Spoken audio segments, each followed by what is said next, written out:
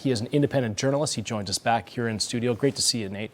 What have you learned here about these protesters? I know that this is something you dive into the backgrounds. What have you found here?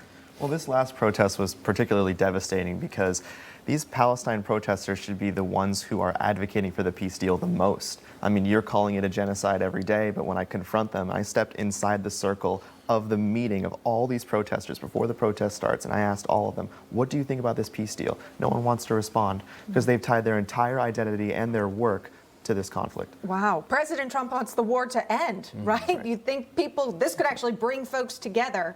That wasn't the only group you ran into. There was apparently an Orthodox Jewish group that you found. And normally you'd think they might be supportive of Israel, but these folks are not so much. We've got the clip. We'll play it for you now.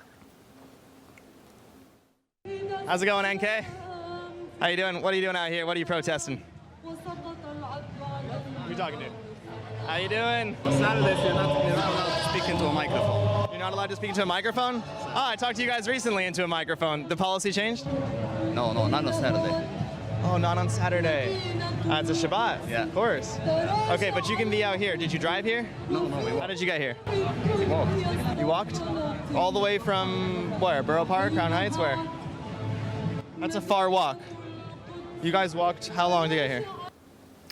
So, Nate, what's the deal with these folks? Yeah, so this is a group called Neturei Karta. This is a radical fringe group of Orthodox Jews. There's only about 1,000 members in this group. However, you will see them at every protest because they collaborate with the People's Forum and the other NGOs that organize these protests.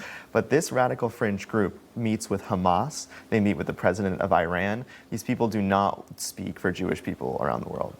They certainly look Jewish when but anyway, you also at the same protest here, you talked to another protester here who refused to condemn anti-Zionist chants. Let's watch that. Who do you work with? Talk to the press liaison. Who do you guys work with? He's shaking his head that he can't say who he works with without a press liaison. You're an actual communist, and when your comrades started chanting a genocidal threat, I found you again. Oh, Israel will fall. Now we're just saying that. That's a new one. What does Israel will fall mean? What does Israel will fall mean? Is that a call for violence? Is Israel will fall a call for violence? Yes or no? Is Israel will fall a call for violence? It is, isn't it? Say nothing if it is a call for violence. So clearly, a lot of these protesters, they don't respond to your questions, just like this one here. But what do you know about this one, this protester? Yeah, well, this specific guy, so he's actually, according to him, he's here in the country illegally. He says he's undocumented. I found a post about him talking about that. Yeah. He's at many, many different protests. But you can see in that clip, isn't it fascinating how there's no remorse at all about what they're saying? Zero. When you go to an Israel or pro-West protest here, they're marching peacefully. Here they're chanting that Israel will fall, and he's smiling about it. Right. And normally, at a pro-Israel rally, they would engage with people, right? They would chat with people and share their viewpoints, and you're just sort of being ignored. You're being recognized, right? They say, Nate's coming over here. I don't want to answer his questions. There's yet another example. We've got this interaction with a woman here. You're trying to talk to her, get some questions asked, and get some answers. She doesn't have any. Let's watch. I've definitely seen your stuff. Can I ask you, ma'am, when the protest starts?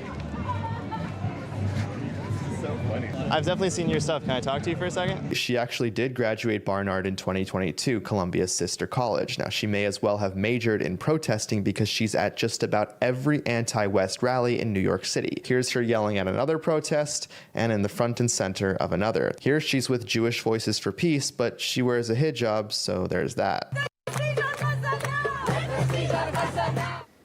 She's everywhere. Nate, who's this lady? Yeah, so I just want to say, if you go past a protest in New York, you will see this woman. Okay. I'm pretty certain of it. Yeah, so she did graduate Barnard. Yeah, that's why it's important to always be searching of the truth. There's a narrative that not everybody there is from Columbia at those protests. That's true, but you do want to check, That's why I went through the effort to actually see she did graduate. But this is not the same Columbia and Barnard that we grew up with. This is something different.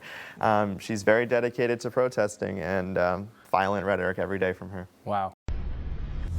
Information. Truth is freedom. is Newsmax. It's real news for real people.